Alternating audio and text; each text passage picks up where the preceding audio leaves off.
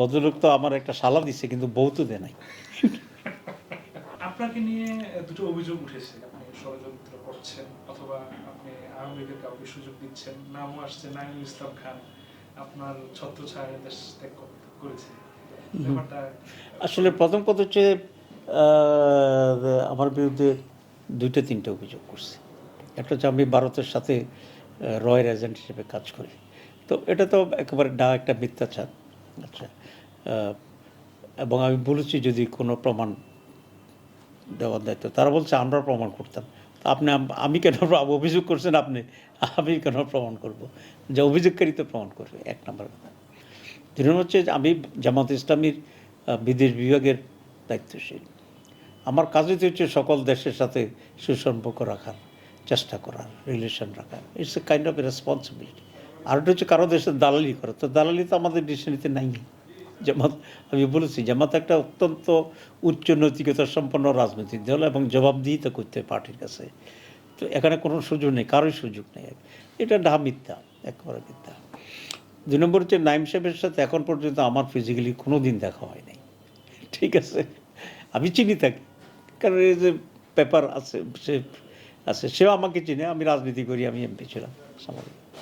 তো যার সাথে দেখাই হয়নি, তো তাকে আবার আমি কিভাবে আমার বাসায় আশ্রয় দিয়েছি, তারা ভারতে যাওয়ার জন্য পলাতক আমি সুযোগ করেছি। তো এটা একেবারেই কাল্পনিক এবং মানে এর চেয়ে বড় মিথ্যা আর কিছু হইতে পারে না, ঠিক আছে? যেহেতু তার সাথে আমার দেখাই হয়নি, তা আমার বাসায় থাকলো কেমনি?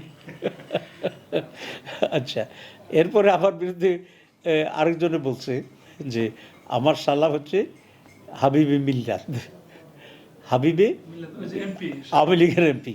তো এবং তার যুক্তি হচ্ছে যে আমি আওয়ামী লীগের সাথে ভারতের সাথে যোগাযোগ হইতে পারে, কেননা হাবিবি মিল্লাত হচ্ছে আমার শালা।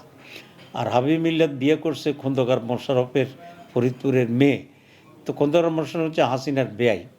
তো সবটা মিলে আমার একটা জোগাড়। তো অথচ আমার শ্বশুরবাড়ি হচ্ছে কোথায়, হাবিবি মিল্লাতের বাড়ি কোথায়? আচ্ছা, তা আমি এক জায়গায় বললাম যে ভদ্রলোক তো আমার একটা শালা দিচ্ছে, কিন্তু বউ তো দেয় নাই। ঠিক আছে?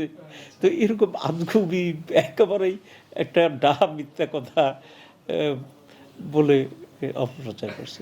মানুষ তো আমাদের সম্পর্কে খুবই ভুল বুঝে আপনাদের তো নিয়ে নেগেটিভ ধারণা করছে বাংলাদেশের মানুষ অনেকেই, কিছু নাকি এটা অপপ্রচার?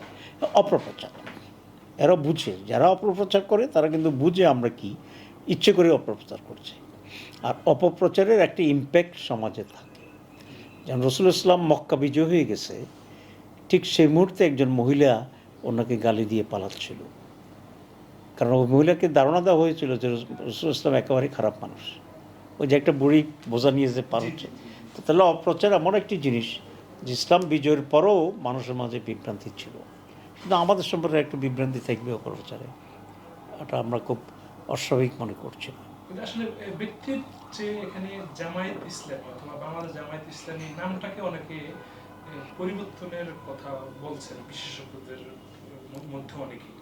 আপনারা এই বিষয়ে লক্ষ্য করেছেন কিনা, বা আপনাদের না, আমরা এই বিষয়ে লক্ষ্য করি, অনেকে আমাদেরকে সাজেস্ট করছে, সেটা আছে। কিন্তু আসলে একটা দল তো নামের ভিত্তিতে প্রতিনিধিত্ব করে না, দল তার কর্মের মাধ্যমে প্রতিনিধিত্ব করে। সুতরাং জামাত ইসলামী যাদেরকে তৈরি করছে তাদেরকে দেখেই জামাতকে চিনতে হবে। যেমন জামাত তৈরি করেছে কাদেরকে, গোলাম আজমকে, নিজামীকে, মুজাহিদকে, মীর কাসেমকে, বা কামরুজ্জামানকে, কাদের মোল্লাকে, আলী হাসান মুজাহিদকে, ডাক্তার শফিককে বলেন, ডাক্তার তাহেরকে বলেন। তো এরাই তো জামাতের প্রোডাক্ট। এদেরকে দেখলে তো মানুষ জামাতকে বুঝবে।